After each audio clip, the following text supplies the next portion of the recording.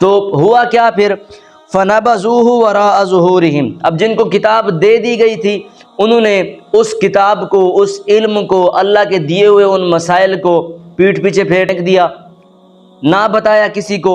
وَاشْتَرَوْا بِهِ ثَمَنًا قَلِيلًا، بلکہ اس کو کچھ قیمت کے بدلے، تھوڑی سی قیمت کے بدلے جو اس کو بیچ دیا۔ فَبِئْسَ مَا يَشْتَرُونَ، تو رب فرماتا ہے کتنی ہی بری خریداری کی ہے انہوں نے۔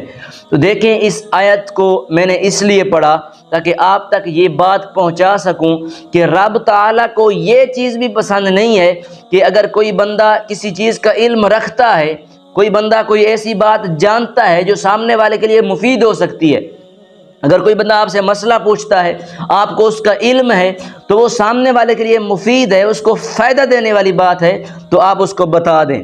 اگر آپ نہیں بتائیں گے تو پھر رب تعالیٰ کے فرمان کے مطابق آپ برا عمل کریں گے، آپ بری خریداری کریں گے۔ اور آج کل